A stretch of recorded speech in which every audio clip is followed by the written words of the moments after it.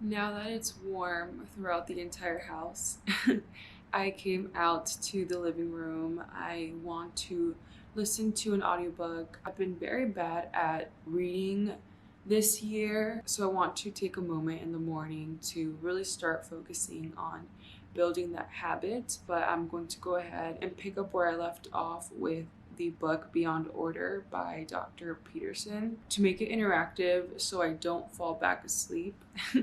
I'm gonna go ahead and take some notes while I'm listening. Just jot down any things that come to mind and slowly start waking up my brain.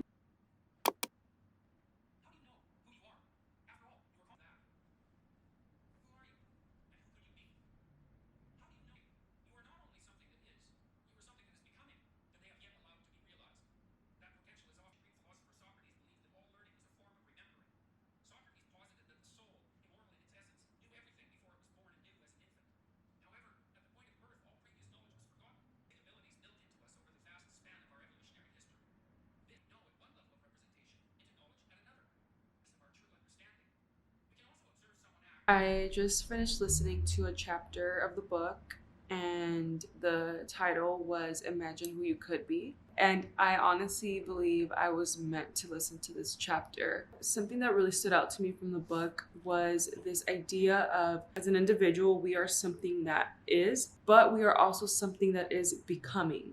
And I feel like that is so powerful because a lot of times we just feel so stuck with our current circumstance and we're frustrated or anxious or impatient. And we have to understand that we are in this process of evolving, of adapting, of changing, of learning, and ultimately becoming. And we can affect, we can influence what we become. And what also really stood out to me was that a lot of reasons as to why our life may be the way it is because of just mishaps of life, right? Like things that we cannot control. For example, death, sickness, among other terrible things and other suffering that just is inherent to life. However, there are also a lot of things that we can control that dictate the state of our life. And that power that we hold in determining how our day is going to look and how our future may look, that is powerful. Another point that really stood out to me was something that was mentioned regarding Socrates. So, Socrates had a hypothesis that our soul knew everything before we were born. But upon being born and being new into this life, we forgot everything. And we had to start recalling all of our knowledge through our life experiences. And why this was so powerful to me is because I interpreted this as we all have our true essence. And as we navigate through life, it really is a journey of finding ourselves, of finding a way to reconnect with ourselves, finding a way to realign. All of that is dependent on our values, on who we are as a person, or on our personality, perhaps, on other genetic factors, maybe. But ultimately, it is a journey to coming back to our true selves. And this hypothesis, like whether it's true or not, this idea that our soul, like deep down, like our intuition, things that we can't explain, we have this little voice inside of us, this feeling that guides us. And I don't know about you, but I've made so many decisions just based on my heart, like what felt right, even if it went against everything that I had learned. Any indoctrination that I've experienced, there's a lot of decisions that are big decisions that I just sort of, I'm like, screw it.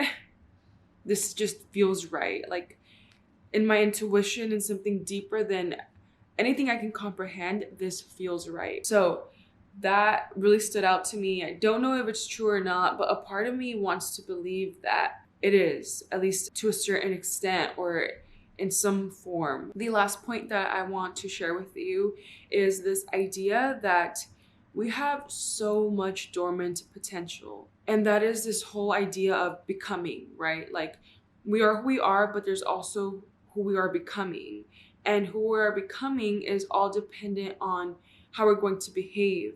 And that can be based on us just repeating old behaviors, repeating generational cycles, maybe negative generational patterns, but we also have this other potential, this dormant potential that has the ability to create a new reality if we activate it. And the fact that by exposing ourselves to different things, to discomfort, to new experiences, new knowledge, new ways of thinking, new people, we can activate that dormant potential. So now I'm going to get ready for the day. The last element of my morning routine to sort of start getting my mind in the right headspace and feed and nurture my mind is that I'm going to listen to a podcast. At this point, you can listen to some morning affirmations or a morning meditation. You can also watch your favorite YouTuber. You can use this as like entertainment. I am going to use this moment as education. I'm going to go ahead and listen to a real estate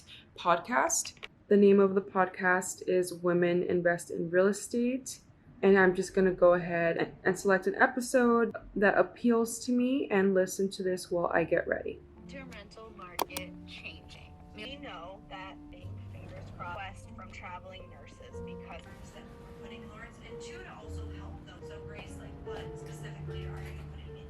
Parties are absolutely your month's lease, or you have to both times. I kept her Show up, and I think that's big. I would be good at getting close to each other.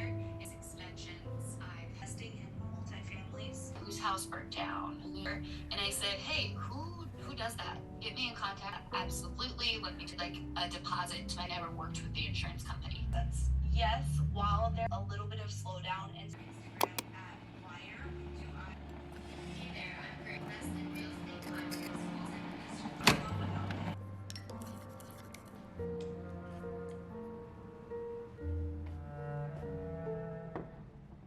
Lighting is terrible in my office, so I'm literally in front of my desk lamp. But anyway, the last component of my morning routine is to plan my day. To plan my day, I have been using my daily planner templates that I made. I like to break up my day by hours so that I know what tasks I will be taking care of for what given time, and I have a better perspective of how much time in reality I have in one day. So I'm gonna go ahead and plan that out.